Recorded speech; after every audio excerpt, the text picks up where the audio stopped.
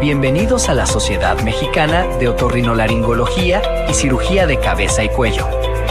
Desde hace más de 70 años, la SMORL ha sido el pilar fundamental en la educación médica continua de los profesionales de la salud en México. Con instalaciones de última generación y recursos tecnológicos avanzados, garantizamos una formación continua que se traduce en mejores prácticas médicas. Promovemos la colaboración intergeneracional, fomentando un ambiente donde la experiencia y la juventud se complementan para impulsar el conocimiento y la innovación en nuestra especialidad. Entendemos la importancia de la innovación y la tecnología, por eso ofrecemos programas de formación híbridos, permitiendo a nuestros miembros acceder a contenido de alta calidad desde cualquier lugar. Nos hemos dedicado a brindar educación de alta calidad, adaptándose constantemente a los avances tecnológicos y médicos para ofrecer siempre lo mejor a nuestros miembros. SMORL, más de 70 años de historia, innovación y excelencia en educación médica continua. Te esperamos.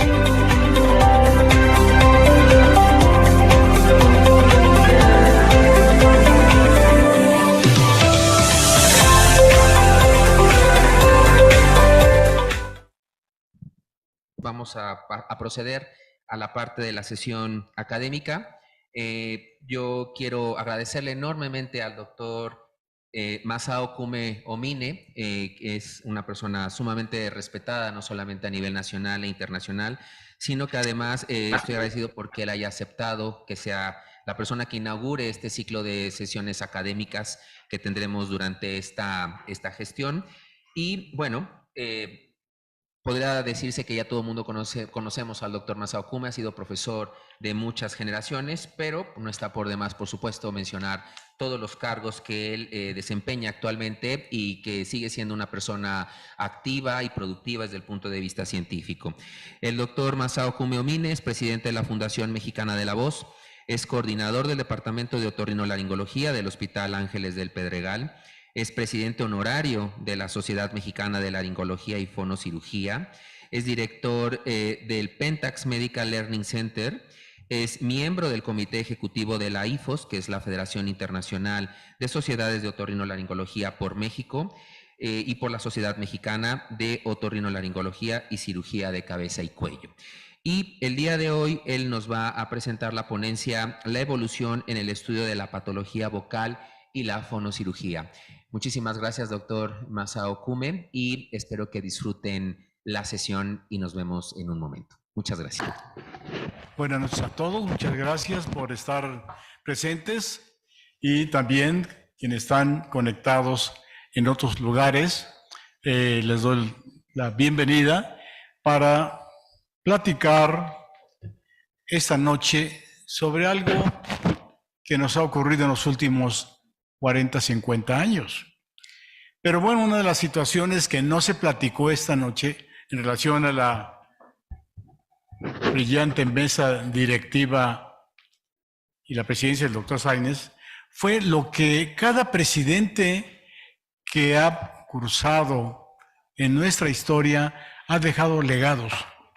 Y ese legado, en cierta forma, es una cosa muy interesante que muchos de los que asistieron a Guadalajara seguramente lo recibieron, una cajita con un USB de una cosa que se llama ECOS, que realmente para mí me parece una cosa extraordinaria, donde se conjuntaron a muchísimos líderes de opinión para presentar trabajos. Y creo yo que esto realmente fue el contexto, realmente la cereza del pastel en esta reunión de Guadalajara, y que algunas personas me han preguntado que dónde lo consiguen. Y entonces digo, bueno, tienen que dirigirse a la Sociedad de Otorrinolaringología con la finalidad de que lo puedan entender. Yo agradezco muchísimo al doctor Sáenz esta distinción y este honor de abrir esta primera sesión, y les deseo a ustedes, a esta mesa directiva, todo el éxito que se merecen por todo el esfuerzo que han hecho. durante mucho tiempo. Bueno, vamos a pasear un rato realmente, como puede haber en cada subespecialidad, pues mucha historia, de dónde se originaron, cómo ha ido evolucionando y qué es lo que tienen actualmente. Y entonces, en este caso particular, vamos a hablar de la evolución en el estudio de las enfermedades de la voz y sobre todo la fonocirugía. Realmente creo que hemos creado nosotros en México una escuela que ha repercutido a nivel nacional y también a nivel internacional. Por eso quiero yo presentarles esta noche dónde hemos ido caminando. Hemos tenido muchos errores y los hemos enmendado y decimos que si cometimos el error hay que fijarse bien para no volver a caer en ellos. Bueno, miren ustedes, ¿por qué ha evolucionado el estudio de las enfermedades de la voz? Es una pregunta que les digo a todos ustedes. ¿Se acuerdan de este señor, de este profesor Manuel García, profesor de canto? Que el chiste de este hombre fue, con un espejito, que todavía lo solemos utilizar, ver la laringe. ¿Pero qué vio realmente Manuel García? Abrir y cerrarse las cuerdas vocales, nada más. En esa época, o un poquito después, vino este famoso disco revolvente que seguramente sus profesores o sus libros les ha enseñado para qué sirve o para qué sirvió en aquel entonces. Oertel hizo este disco con estos agujeritos que le puso a este disco y pasar luz con la finalidad de tener una intermitencia y poder aplicarlo a objetos en movimiento para poder ver un efecto de cámara lenta. Fue el principio realmente de lo que es el estudio de la vibración de las cuerdas vocales. ¿Han oído hablar de la ley de Talbot? Que explica en cierta forma por qué podemos ver nosotros el efecto de cámara lenta. Pues miren, la ley de Talbot, como siempre de repente alguien aparece y que no sea el principal inventor de algo. De alguna manera pasó algo en la historia que todo el mundo dijo la ley de Talbot, pero realmente es la ley de Ferdinand Plateau y Talbot. Este hombre, Plateau, era un físico belga que lógicamente tenía conocimiento de lo que habían ocurrido con toda la investigación de Oertel y entonces empezó a construir el primer estroboscopio. Pero necesitó de un cuate que era un fotógrafo, como fue el doctor Talbot. Y realmente en la historia se quedó como ley de Talbot. Sin embargo, para los historiadores, realmente debe conocerse como la ley de Plateau-Talbot. Bien, ¿por qué vemos en un momento dado el efecto en cámara lenta de las cuerdas vocales? Ok, más bajo.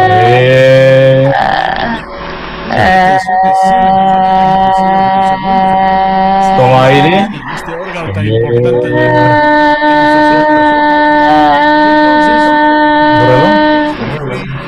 Realmente planteó Plateau y Talbot haciendo en el año de 1834 esta ley de Talbot, que como yo les platico, se relaciona a observar el movimiento en cámara lenta de las cuerdas vocales. Pero bueno, obviamente es importante desde el punto de vista de pasar en un momento dado de intermitencia de luz para poder ver un efecto de cámara lenta de algo que se mueve. Y lo que se mueve en un momento dado de la cuerda vocal, pues alcanza de 100 hasta 500 vibraciones por segundo en una soprano. Pero bueno, al fin y al cabo, hay que mover un órgano, y este órgano es la cuerda vocal. ¿Y la cuerda vocal de qué está formada? Este concepto, en 1973, lo acuñó el doctor Girano. Y él empezó a investigar que no solamente la cuerda vocal, que es el músculo tiroideo, es el que estaba en movimiento y vibrando, sino que había arriba una capita o 3 capitas que se llama lámina propia, básicamente hechas de colágeno, y después la piel, una piel muy delgadita que permitía en un momento dado que al pasar lógicamente el aire y aplicar la luz intermitente de la estroboscopía podíamos ver en un movimiento de cámara lenta. Y entonces empezar a apreciar realmente no solamente abrir y cerrar, sino ver que realmente la vibración estaba alterada, estaba normal, para explicarnos las ronqueras, las difonías. Pero bueno, al fin y al cabo las fotografías son muy bonitas. Ahora con las cámaras digitales, en cierta forma, podemos obtener fotografías muy bonitas como las que están viendo aquí arriba. Pero nada más decir, oye, se mueve bien, vibra bien, qué padre, ¿no? Sin embargo, todas esas cosas tienen que determinarse o tener unas características para estudiarlas. Y en la vibración de la cuerda vocal es importante conocer la frecuencia fundamental, la vibración que se produce aquí en la cuerda vocal cuando está vibrando. Es decir, vibra bajo, vibra medio, vibra muy, muy alto para poder llegar a los rangos o las tesituras de la voz.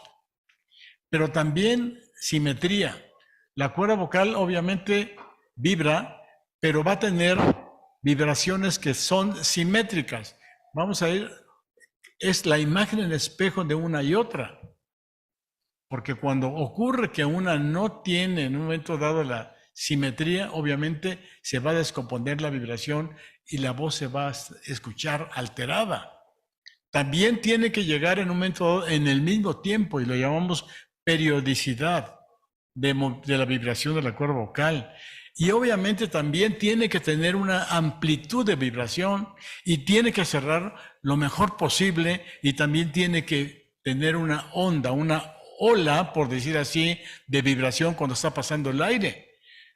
Cuando alguna de estas características falla, entonces vamos a tener una disminución o una alteración de la calidad vocal. Para muestra, así es, en cierta forma, lo que vamos a ver nosotros en una estroboscopía. La estroboscopía es luz intermitente. En cada momento que está vibrando la cuerda vocal se está iluminando una parte. Hay unas partes que no se están iluminando. Sin embargo, en la actualidad, obviamente, este equipo es el que clínicamente tiene más utilidad en el mundo. Bueno, se ha dicho, y es cierto, que las imágenes que tiene la estroboscopía tienen defectos, que no es perfecta. ¿Por qué? Porque al fin y al cabo es intermitente, y entonces lo que científicamente se ha comprobado que en nuestra estroboscopía podemos ver solamente unas 30 imágenes por segundo. ¿Por qué? Porque va a depender de la frecuencia fundamental que les platicaba, de la vibración propia de la cuerda vocal aquí en la laringe. Y esa se va a obtener, ¿cómo? Poniéndole un sensor, un micrófono de contacto en el cuello a nivel del cartílago tiroideo, y esta va a recoger esa frecuencia y la va a comunicar al aparato que están aquí viendo, que es de estroboscopio, y entonces emitir la voz. Vamos a ver la frecuencia fundamental que aquí estamos viendo, que esta es una frecuencia fundamental muy alta, de 319, pero pueden ser voces de hombre, de niños, de hombres, de mujeres, etcétera, etcétera. Entonces, no es perfecta porque depende de esta frecuencia fundamental. Y además, como les decía yo, es una luz intermitente que solamente vamos a captar 30 imágenes por segundo. Cuando las voces son demasiado afectadas, nosotros no vamos a poder ver las características que acabamos de mencionar, de simetría, periodicidad, onda glótica, cierre glótico, etcétera. No los vamos a poder ver. Bueno, y entonces la pregunta es, si no es perfecta, porque depende de la frecuencia fundamental y que es luz intermitente, ¿qué ha hecho la ciencia para tratar de perfeccionar esto, el conocimiento de la vibración de la cuerda vocal? Y bueno, entonces nos vamos a trasladar un poquito, algunos años, y vamos a ver aquí al doctor Hans von Leyden. Aquí decíamos el Albert Einstein de la laringología. Aquí en una fotografía que nos tomamos en alguna reunión panamericana junto con Steven Seitels, el Sherman de Harvard. Y les voy a enseñar aquí esto que en 1957, esta película la hizo el doctor Leyden para empezar a ver las cuerdas vocales con mayor lentitud. ¿Cuál era la lentitud? De velocidad ultra rápida. Pero obviamente esto necesitaba wonderful instrument. metros y metros y Man's metros. principal means of Lógicamente no eran communication. prácticos de cierta forma. Sin embargo, fue la primera vez que aparte de abrir y cerrar las cuerdas vocales, se empezó a ver, vean ustedes, el efecto estroboscópico en blanco y negro. 1957, cine de alta velocidad. ¿Que cómo se hizo? Con estas cámaras Beaulieu o Bolex de cine y tener a una modelo con un espejo laringio y poder fotografiar, como yo les dije, que les acabo de enseñar, la apertura y cierre y el movimiento de la vibración con obviamente con un efecto de cámara lenta para poder estudiarlo mucho mejor. Entonces, bueno, al fin y al cabo, ahí fue el principio. Estroboscopía no es perfecta, pues vamos al cine de alta velocidad, pero es time consuming, es muchos metros y no vamos a lograr hacer un estudio rápido. Y entonces, la tecnología avanza y entonces se desarrolla la cámara robótica. Es una cámara de alta velocidad que es capaz de retratar o captar imágenes de 2000 cuadros por segundo o 4000 cuadros por segundo. ¿Cómo se logra esto? Teniendo iluminación constante. Aquí no hay nada que se le vaya a escapar porque se está iluminando constantemente. Y entonces vamos a obtener aquí esta imagen todavía más en cámara lenta. De tal manera que esta disminución en un momento dado de la observación de la vibración nos es más fácil irla analizando. Vamos a poder ver simetría aquí, periodicidad, onda glótica, cierre glótico, etcétera, etcétera. Bueno, les decía yo que la estroboscopía no era perfecta porque había voces muy afectadas, las cuales no pueden ser captadas con una luz intermitente, sino se necesita una luz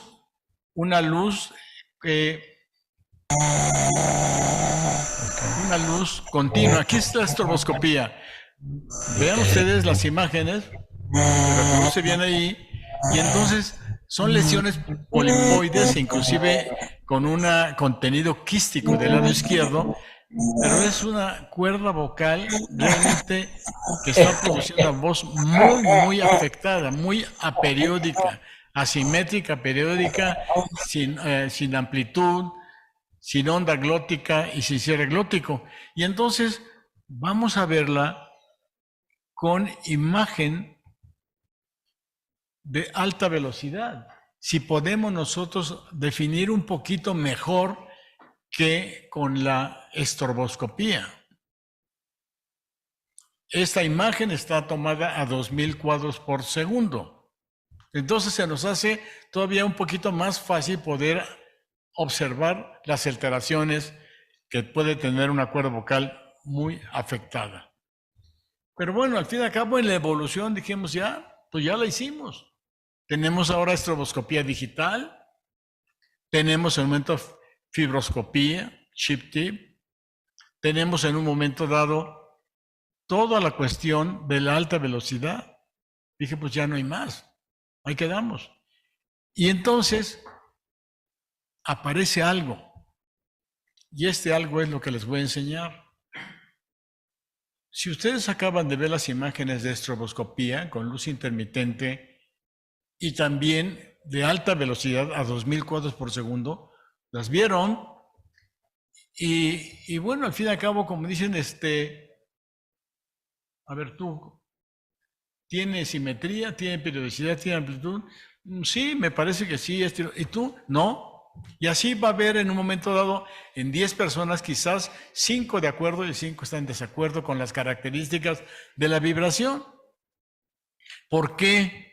Porque las dos técnicas son visuales. ¿Sí? Va a depender en un momento dado de la experiencia visual que tenga cada individuo. Por eso les digo yo, de 10, a lo mejor 5 están de acuerdo, 5 no están de acuerdo. Y entonces, como había esto, aparecen esos dos cuates. El doctor Speck, en Europa, y el doctor Schultz. Y entonces ellos dijeron, sí, híjole, sí, hay que encontrar y buscar algo que nos pueda dar mejor detalle al respecto. Y entonces sale en la literatura, en el año de 1999, por primera vez un artículo que habla de lo que se llama la videoquimografía. Ahorita se los voy a enseñar. Y en el 2012 sacan otro aparato haciendo lo mismo, en cierta forma, pero el primero que hicieron dependía en un momento dado, como nosotros lo hemos hecho, de obtener unas imágenes con videos de alta velocidad y después aplicar la videoquimografía. Ahorita lo van a entender perfectamente bien. La situación es, vamos a obtener un gráfico de la vibración de la cuerda vocal y este aparato es capaz de obtener 7200 líneas de registro. Bueno, aquí algunas de las cosas que ya mencionamos, que bueno, al final, ¿por qué eran los inconvenientes de la estroboscopía de la alta velocidad de cierta forma? Pero bueno, aquí les enseño esto. Esta imagen está obtenida, esa fotografía, de un equipo de alta velocidad. Y entonces, la videoquimografía es llegar y señalar los sitios que nosotros queramos ver qué está pasando en la vibración. Aquí lo señalamos como 1, 2 y 3. ¿Sí? En la parte de medio, un poquito arriba, y en la parte de atrás. Y automáticamente hacemos un despliegue de lo que estamos viendo en la línea 1, en la línea 2 y en la línea 3. Aquí está la 1, la 2 y la 3. Bueno, digo, parece, alguien me decía, pues sí, es un zipper en cierta forma, ¿sí? Pero bueno, al fin y al cabo, ¿qué es lo que vemos en este zipper? Estamos viendo el despliegue, como les digo, 7200 líneas, pero aquí estamos viendo lo que nosotros queramos. Oye, nos parece que aquí puede haber una alteración. Ahí trazamos y ahí nos va a enseñar si realmente, ¿qué está pasando? 1, con línea amarilla, estamos viendo el borde inferior de la cuerda vocal. En línea verde, el borde superior. Aquí, la cuerda vocal, estamos viendo aquí, con esa línea azul, la fase que está abierta, la cuerda vocal, y en rojo los momentos en que está cerrado. Podemos hacer una contabilidad en un momento dado, sacar una proporción para decir, ¿sabes una cosa? Aquí hay una alteración en el cierre, en la apertura o en el número de contactos de una cuerda vocal y la otra. Bueno, entonces esto es la videoquimografía. Pero bueno, al fin y al cabo, como dicen, vamos a mostrar aquí algo que si ustedes lo ven, ¿qué ven? Estamos viendo apertura-cierre, estamos viendo la vibración. ¿Les parece normal la aritenoides del lado izquierdo? Pues hay un granuloma, seguramente porque hay un trauma muy importante. Y luego, de la cuerda vocal del lado derecho, estamos viendo una parte rojiza aquí y un pequeño hundimiento. Entonces, ¿qué es esto? Esto es una sulcus vocalis y que además tiene una vasculodisgenesia, una ectasia vascular, y por el esfuerzo vocal tiene un contacto muy fuerte y entonces aparece esas úlceras de contacto que después se convierten en granulomas porque haya reflujo en cierta forma principalmente. Pero bueno, al fin y al cabo aplicamos a este estudio esto que es alta velocidad. Vemos visualmente que la cuerda vocal del lado izquierdo sí tiene una vibración, no es muy buena, pero del otro lado está fija. Realmente no tiene vibración y estamos viendo aquí este surco, que es el surcus vocalis, y aquí esta zona de ectasia vascular. Y entonces, bueno, vamos a hacer lo que hicieron Speck y Schutter. Y entonces se obtiene, hicimos nosotros, una fotografía de la alta velocidad, y aquí lo marcamos, que donde está el sulcus, donde están la vasculodisgenesia o ectasia vascular, y los sitios que nosotros queramos observar qué está ocurriendo. Y entonces aquí tenemos la línea 1, sencillamente esta no hay vibración, la otra tiene una vibración irregular, y aquí se ve los rojizos del inicio de la ectasia, pero vamos a ver en medio donde está más marcada la ectasia, aquí se ve bien marcada, no hay vibración, y la otra pues tiene unos destellos de vibración, pero totalmente irregulares. Y después vemos a la parte del número 3, un poquito más arriba, simplemente aquí hay un destello de pequeña vibración, pero totalmente irregular, y la misma del otro lado es totalmente irregular y se ve mucho mejor la ectasia. Entonces, bueno, son complementos para perfeccionar en un momento el estudio de la vibración de la cuerda vocal, es decir, la evolución hasta donde estamos. Todo esto, bueno, lo hacemos desde hace algún tiempo en lo que llamamos nosotros nuestro laboratorio de la voz, para poder hacer también complementos como es los estudios acústicos. Bueno, ¿qué más hay? ¿A dónde hemos evolucionado? Bueno, simple y sencillamente esto que se llama cromatoendoscopía, los principios de la NBI o la Narrowband Image o la tecnología de iScan. Entonces, aquí es otro concepto, buscando la precisión diagnóstica en las lesiones premalignas. Es lo que se ha hablado muchísimo en los últimos tiempos. Y bueno, les quiero presentar esta fotografía, que es una fotografía del doctor Folkman, y que hubo una publicación en New England Journal of Medicine en 1971 sobre las implicaciones terapéuticas de la angiogénesis. Es lo que se ha hablado. Todos los tumores les llega sangre, y si no les llega sangre en un momento dado, se mueren. ¿Sí? Se pueden controlar. De tal manera que él empezó a estudiar mucho la cuestión de la vascularización de la angiogénesis, que a la postre, bueno, ha sido una de las cosas que en la actualidad, mucho de lo que fue la investigación se utilizan ahora en toda la cuestión de oncología, etcétera, etcétera. Pero bueno, tomando en cuenta este estudio del doctor Folkman de la angiogénesis, bueno, sencillamente muchos grupos en el mundo, principalmente en Japón, dijeron, bueno, estamos utilizando fibroscopía, pero esto es solamente los colores pues, rojizos, nacarados, blanquecinos, pero queremos ver todo lo que ha dicho el doctor Folkman, lo que son los vasos sanguíneos, y entonces empiezan a utilizar lo que es la imagen de banda angosta.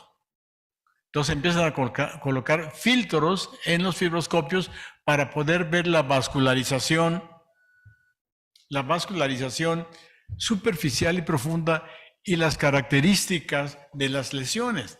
De tal manera que ese es el principio de la cromatoendoscopía, lo que es la NBI, en cierta forma, de utilizar filtros para poder ver pues, a la zona azul de los 450 nanómetros de longitud de onda o los verdes, y de tal manera que eso ha hecho que en un momento dado resalte las características vasosuperficiales y los profundos, y entonces podamos nosotros ir determinando sobre todo las lesiones premalignas para poder hacer diagnósticos muy tempranos antes de que llegue en un momento dado una infiltración y dé al traste con la función y con el órgano. En el año 2014 fue las primeras fotografías que nosotros logramos hacer a través de SNBI. Aquí está esta imagen de esta lesión blanca y aquí el contraste con las primeras fotografías que hicimos con la NBI. Y bueno, ya últimamente ya podemos hacer en otro tipo de lesión, no solamente las premalignas, sino también en papilomas. Y aquí lo estamos viendo en un momento dado. Lo que nos ha enseñado es la presencia obviamente de los tumores de papiloma, pero mucho de lo que son las lesiones planas, que muchas veces inclusive con microscopio, en el microscopio no las veíamos. Y entonces eso nos da pauta en cierta forma a tener un mapeo mucho mejor, un panorama mucho mejor de todas las alteraciones que el BPH puede dar en un momento dado. No solamente el incremento de la vascularización, sino la extensión por papilomas planos. Aquí la situación actual es que lo estamos utilizando en muchas lesiones, no solamente en las lesiones blancas o lesiones premalignas. Aquí un ejemplo de lo que tenemos una lesión polipoide y siempre sencillamente estamos viendo aquí arriba con luz blanca, con el NBI o iScan y con otra cosa nueva que es la Optical Enhancement para poder ver mucho mejor la vascularización. Y una vez operado, vemos abajo todos los cambios que hubo. Siempre sencillamente ya no hay alteraciones básicamente de la vascularización. En el protocolo, con la NBI o la iScan, que es prácticamente es lo mismo, al principio es el mismo, de cierta forma, nos ha servido para poder localizar las lesiones o estudiar las lesiones premalignas mucho más claras que lo que hicimos en el pasado. Bueno, ahora ya déjame ver, unos minutos más.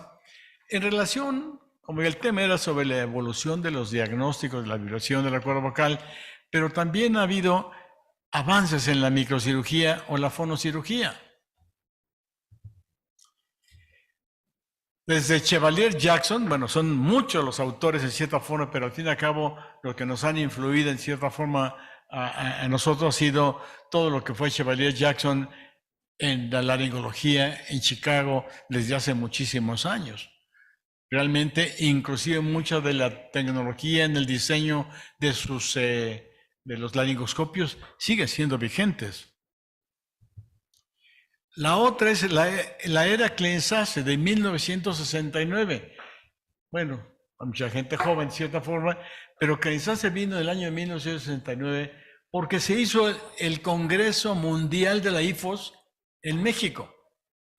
Entre otros, me acuerdo bien, vino Klein-Sasser, vino el doctor Kotl, para todos los rinólogos, el doctor Kotl. ¿Quién más vino? Bueno, infinidad de gente en cierta forma que fue histórico para este país, para la otorrinolaringología nacional, haber realizado este Congreso 69 ahí en el Centro Médico Nacional. Yo andaba de chavo todavía de preinterno o de interno, pero al fin y al cabo Klein-Sasser nos dejó un montón de enseñanza, a tal grado que en muchos hospitales se compró los equipos de Storz en cierta forma diseñados por Klein-Sasser. Y recuerden ustedes la historia. Klein-Sasser fue el primero que vio, era un colposcopio lo que utilizaba él, y después ya aplicó toda la cuestión de la laringoscopía de suspensión. Pero yo no voy a olvidar aquí a mi profe, ¿no? En el año 75 hicimos una publicación, porque eso no fue tan difundido en el mundo, lo que fue la cirugía estroboscópica de la laringe. Cuando yo llegué a Japón con Saito, él estaba trabajando en esto.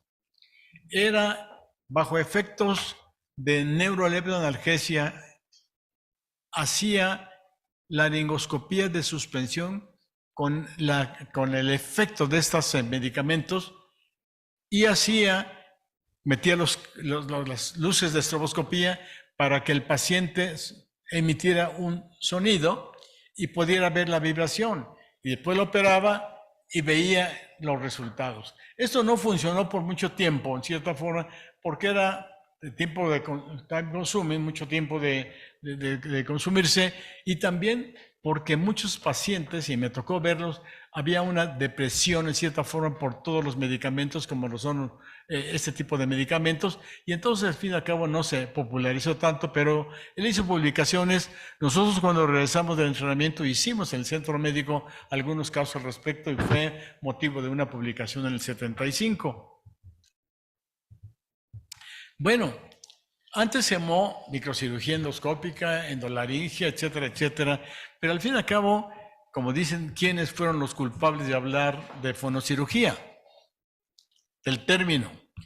Pues efectivamente, porque al fin y al cabo empezó a notar que no solamente era arrancamiento, no solamente era el puro cáncer, sino que había que hacer cositas un poquito más bonitas para que funcionalmente fueran mucho mejor.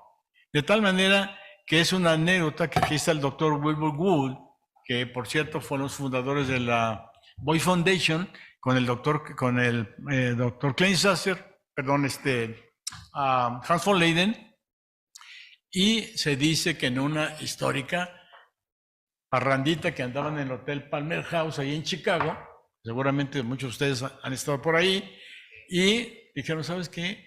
Yo creo que ya no debe ser microcirugía, debe ser phonosurgery. Y entonces de ahí empezaron a promoverlo como phonosurgery y aquí nacionalmente le llamamos fonocirugía. Pero Wilbur Gould fue una gente muy reconocida, fue el médico inclusive de aquella época de Pavarotti, de Sinatra y también del mismo profesor de presidente Kennedy. Pero bueno, algunos se acordarán, el doctor Marshall Strong estuvo en un congreso en Acapulco hace varios años. Y entonces tuvimos algunas reuniones de laringología, pero como siempre bastante pobres. Y el salón de junto, la nariz, olvídate, como siempre estaba llena de chavos y chavas, todos con la rinología. Y entonces el Marshall Strong, que además había sido muy famoso porque este cuate fue de los primeros que empezó a promover un trasplante completo de laringe. El paciente murió. Pero bueno, fueron sus principios. Y entonces me dice, oye, Masao, ¿sabes qué?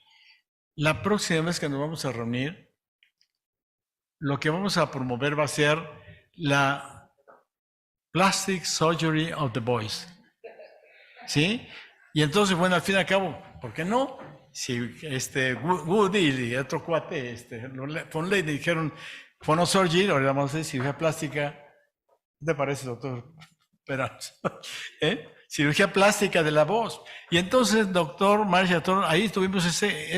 Entonces, bueno, al fin y al cabo, aquí como le digo, bueno, esta es una cirugía plástica de la voz.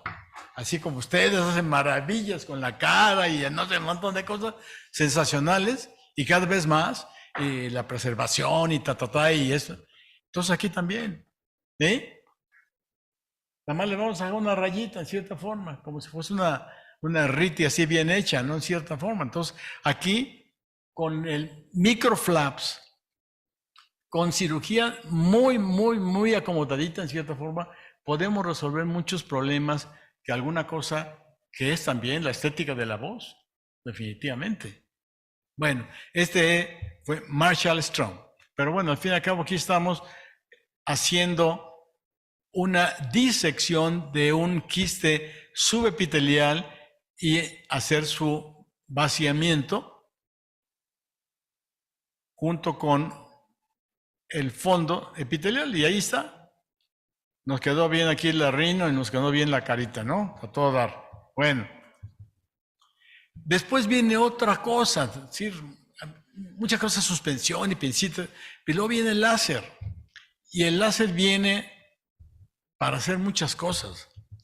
Y entonces hay una evolución desde que lo hizo el doctor Teodoro Maiman, por ahí de los años 60, donde hizo el primer láser de cirugía, y entonces lo fuimos siguiendo. En la fotografía aquí del doctor Stuart Strong en la Universidad de Harvard, que fue de los primeros cursos que me tocó ir por allá, y vino Bauman, y después vino en cierta forma el doctor Steiner, que también estuvo en Acapulco hace muchos años, que realmente fue una de las ciencias en Europa que con el láser hizo maravillas de resecciones, a veces muy aventuradas de cierta forma para muchos oncólogos mexicanos o muchos oncólogos en el mundo. Pero al fin y al cabo también lo reconocieron los americanos y él lo invitaron a alguna reunión de la academia hace tiempo. Nosotros tuvimos la oportunidad desde el año 75, junto con Delgado, hacer en el centro médico las primeras cirugías con láser. Pero vean ustedes el tubo resonador que era tan grande que lo montábamos aquí en el microscopio y lo ponemos con cadenas porque era bien pesado. Pero al fin y al cabo había muchas fallas de los primeros láseres de CO2. Por lo tanto, entre comillas, fue satanizado por algunos grupos. Sin embargo, realmente esto ha tenido una evolución fantástica a través del tiempo que nosotros hemos utilizado desde este láser Cochlear en el 75 hasta los actuales que son los de Racopulse, que son totalmente computarizados.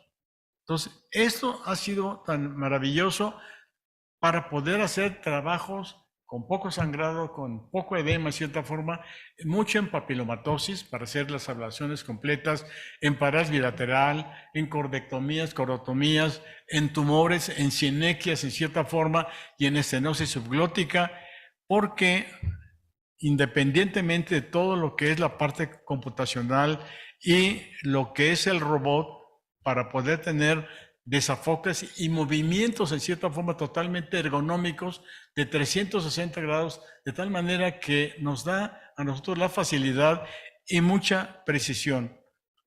Un sueño importantísimo era conducir a través de una fibra de 1 milímetro de diámetro el CO2. Por mucho tiempo pensamos en cierta forma, pues ya es una realidad de que se puede utilizar con piezas de mano, pero también a través de fibroscopios flexibles para poder llegar a zonas un poquito más inferiores, que lo usan muchos de los neumólogos intervencionistas para la cuestión de usar láseres O2, porque al fin y al cabo, recuerden, es el láser más poderoso que existe con 10.600 nanómetros de longitud de onda. Sin perder en cierta forma la línea, porque al fin y al cabo han aparecido láseres como el KTP, que está un poquito en desuso, pero como el láser azul, que al fin y al cabo ha dado también su utilidad, pero simple y sencillamente cada caso es particular y es la indicación para utilizar un láser 1 o 2. Los han llamado angiolíticos en cierta forma y sirven para hacer cositas muy pequeñas. Entonces hay que saber en cierta forma qué es lo que debemos hacer para poder decir uno u otro. Algunas palabras sobre parálisis de cuerda vocal y al fin y al cabo aquí Félix Simon. Uno de los conceptos interesantes pasó, y me acuerdo yo de residentes, ¿sabes una cosa? Es una parálisis de cuerda vocal, hay que esperar 6 meses. Dije, caray, ¿por qué 6 meses? Y sin embargo lo fuimos conociendo después, al fin y al cabo, porque al fin y al cabo, conociendo las alteraciones que puede haber de los daños, como la neopraxia, lo que puede ser la axonomesia y la neuromesia, de cierta forma, para poder ver qué tanto daño hay en un momento dado y qué tanta recuperación se puede tener con un paciente que tiene una parálisis de cuerda vocal, a veces idiopática, a veces o más frecuentemente por las tiroidectomías. Y entonces viene el concepto de algunos personajes como Maranillo, donde empezaron a hacer estudios y ¿cuáles fueron los conceptos? El concepto de la reinervación, por eso era eso. Nada más que no sabíamos la palabra, no sabíamos qué estaba pasando. Esperar que en un momento dado haya un cruzamiento entre ramas pequeñas del nervio laríngeo superior y el inferior, y que en un momento dado empiezan a crecer y empiezan a reactivarse y el paciente empieza a tener movimientos. Y si no lo hicieron perfectamente bien con sus propios ramitas, si fueron intercambiados con el laringio superior e inferior, sus ramitas, entonces empezaron a aparecer lo que no eran recuperaciones completas, sino eran lo que se llama ahora paresis o paresias. Aquí va también una de las preguntas. ¿Conoce la ley de Simon-Rosenbach? También fueron dos cosas, como Plateau y Talbot, también en cierta forma, donde empezaron a estudiar junto con otro autor, Grossman, donde empezaron a ver en cierta forma todas estas cosas de la recuperación de la movilidad. Y eso es una cosa que hemos notado ahora haciendo nosotros estudios digitales y haciendo también los estudios de alta velocidad, cómo en un momento se empieza a recuperar la movilidad y la cuerda vocal.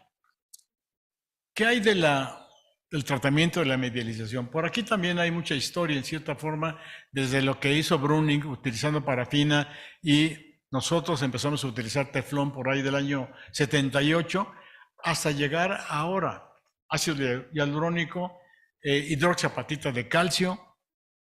¿Cuál es el bueno en cierta forma? Entonces, fotografía fue lo que pasamos nosotros. Aquí es una fotografía del doctor Dido, que junto con nosotros tuvimos los mayores casos de uso de teflón, utilizando este tubito que tenía el teflón con glicerina, utilizando la pistola de Arnold Browning y utilizando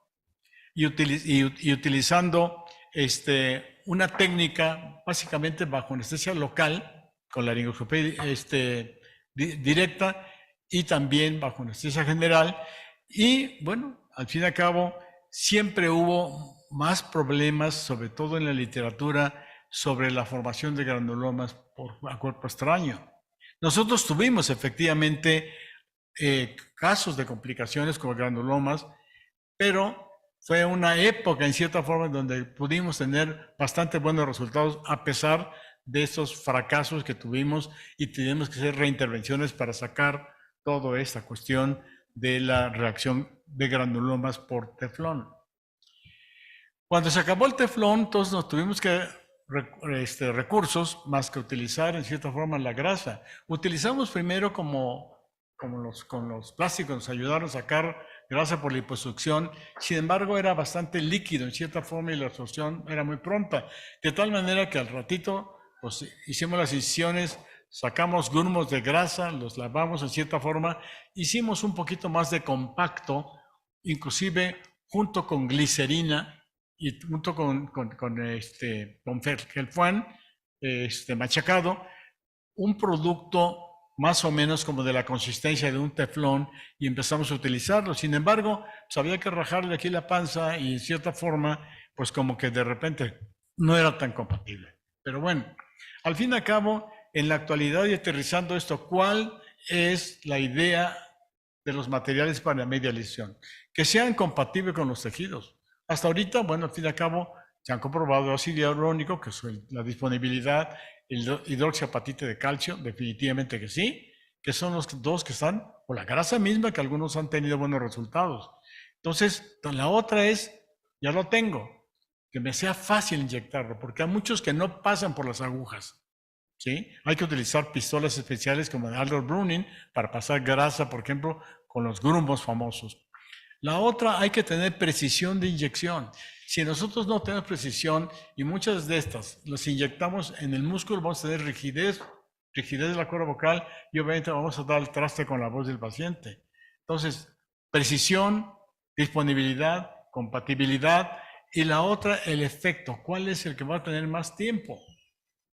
No sé, ácido hialurónico se resuelve más tempranamente. El que más dura es la hidroxiapatita de calcio. Entonces, todo ese tipo de cosas hay que tomarlas en cuenta para poder decidir qué es lo que vamos a hacer.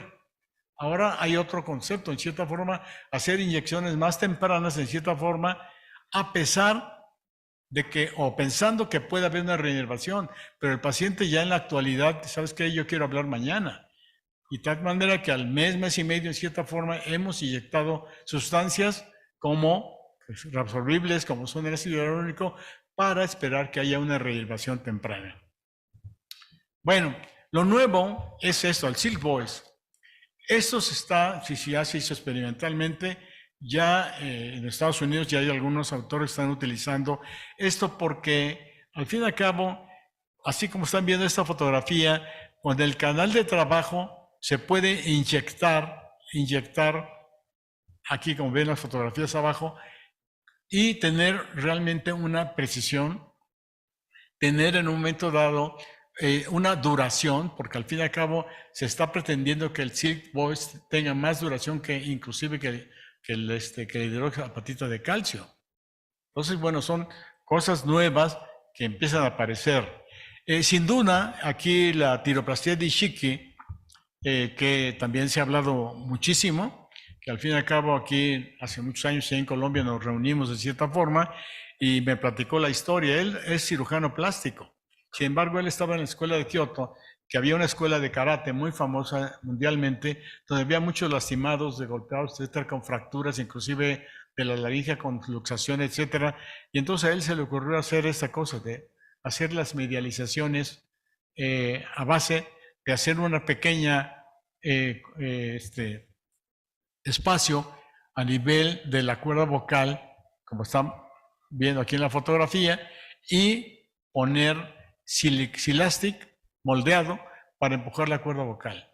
Sí es muy importante decir, a ver, si me preguntan, ¿es más funcional hacer esto que inyectar? Definitivamente, porque aquí estamos empujando la cuerda vocal ad integrum, no estamos inyectándolo, porque la inyección, como digo a ustedes, puede ser que se pueda difundir inclusive a través de tejido hacia el músculo también.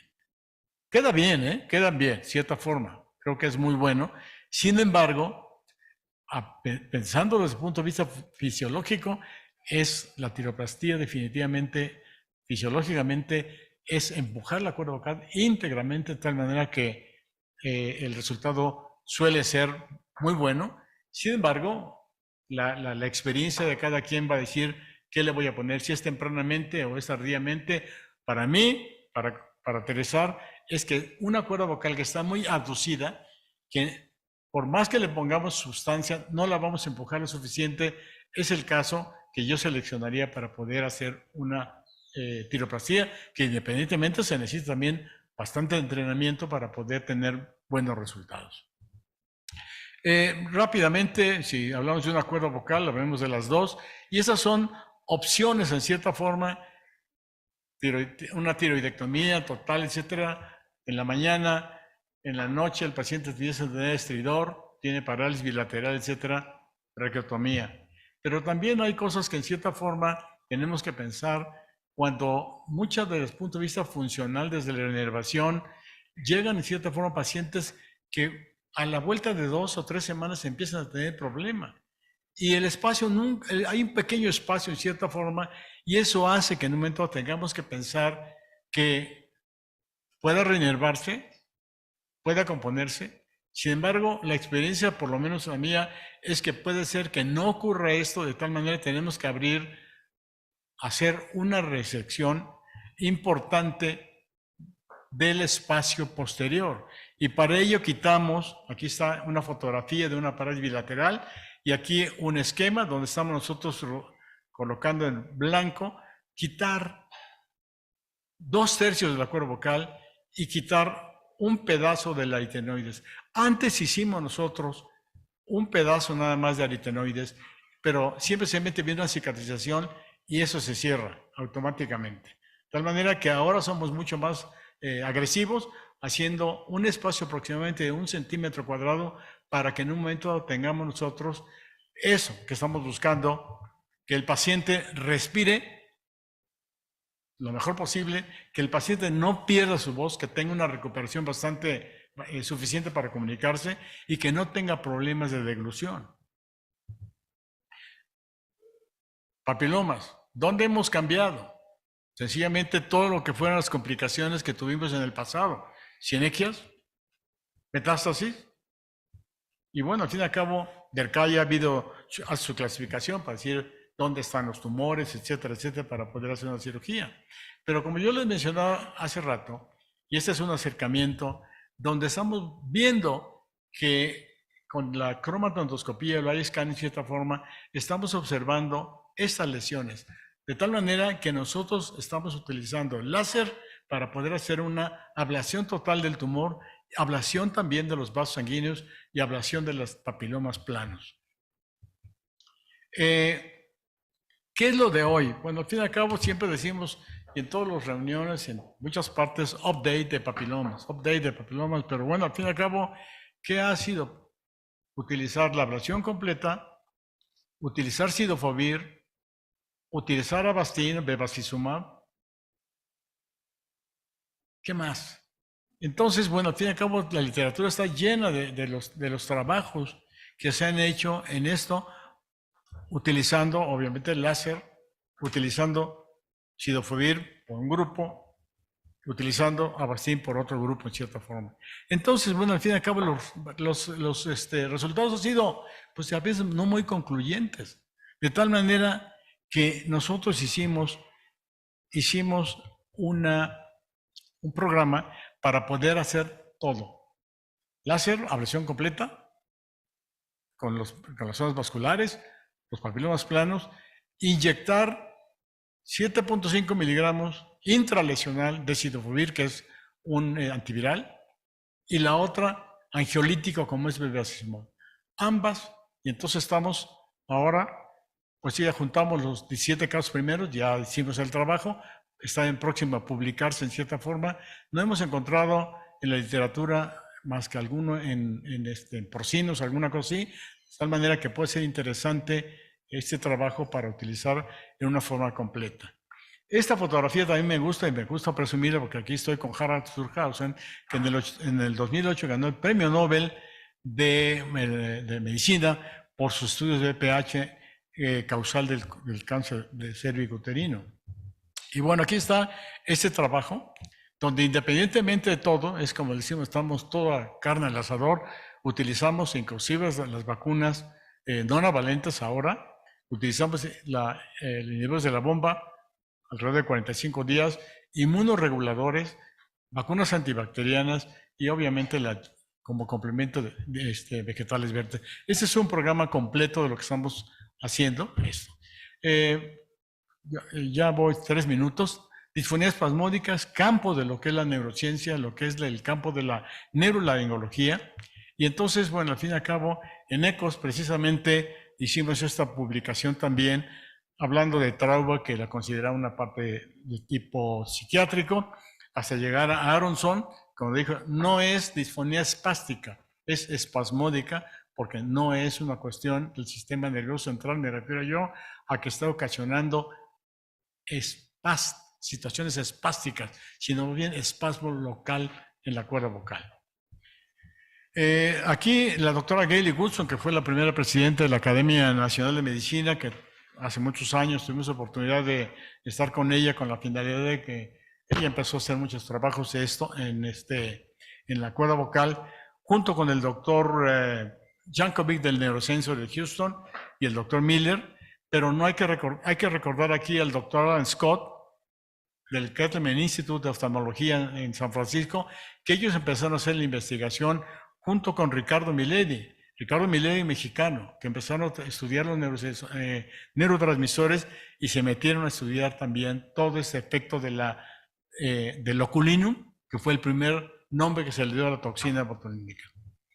También nosotros por ahí del año 91 hicimos la primera publicación en México sobre el primer caso tratado. Realmente fue una cosa muy interesante que tuvimos ocasión de hacer este caso y poder tener la oportunidad de publicarlo en la literatura nacional.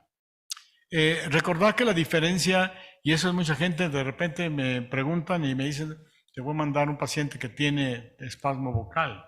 Y la verdad es que muchas veces puede tener un síndrome de tensión muscular, puede tener inclusive una disfonía psicógena o temblor vocal, que es una cosa más neurológica, que realmente no tienen muy buen resultado con el uso de la toxina botulínica. Recordar que la mayoría son adductores, hay abductores 10%, hay mixtos y hay muchos atípicos en cierta forma, que esos son los que suelen confundirse de cierta forma y que hay que estudiarlo muy bien para poder decir, ¿sabes qué? Esto te puede funcionar o no te puede funcionar porque alguien le puso toxina botulínica y no le funcionó. Entonces yo creo que es una cosa de llegar a concluir diagnósticos, de observarlos para poder hacer todo esto. Finalmente, esto de que todas las técnicas que se están utilizando o que hemos utilizado van sobre el efecto, sobre la cuerda vocal, ¿sí? Inclusive, y bueno, al fin y al cabo tiene más corto tiempo. De todas maneras, se ha buscado hacer algo más sobre la cuerda vocal para poder controlar por mayor tiempo.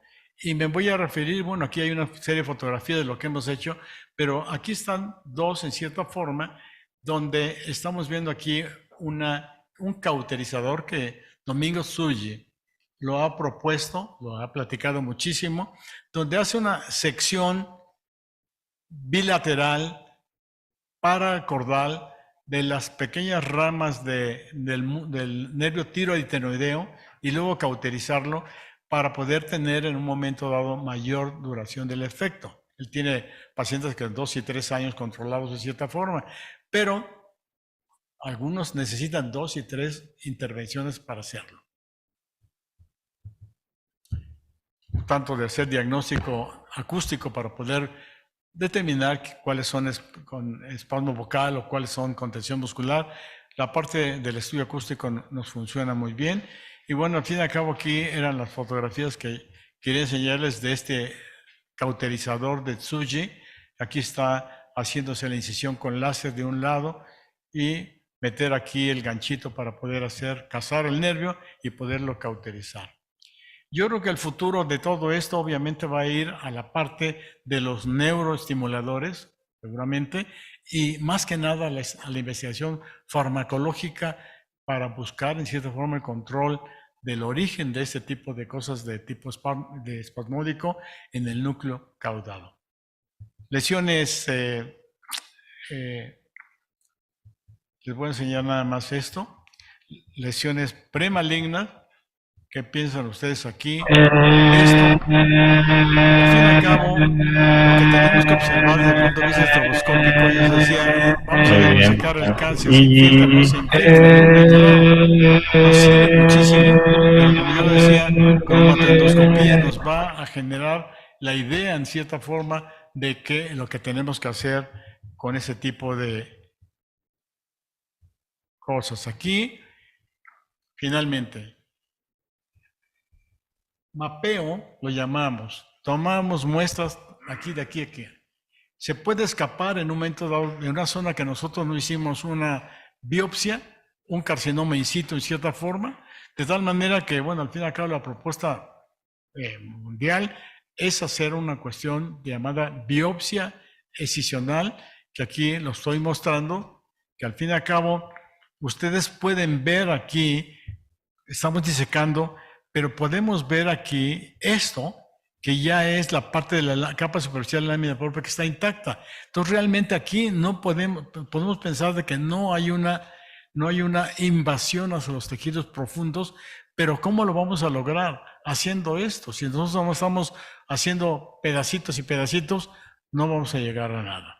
Yo por eso propongo este tipo de biopsia excisional. Bueno, aquí una fotografía.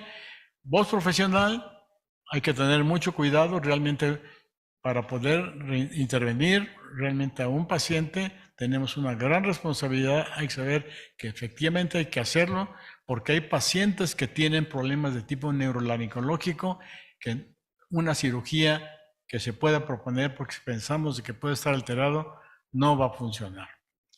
Bien, entonces, ya. Fernando, me voy terminando. Disfagia. Este es otro punto, de cierta forma, que al fin y al cabo la Sociedad Mexicana de Disfagia y las terapistas, los foniatras, se han involucrado muchísimo.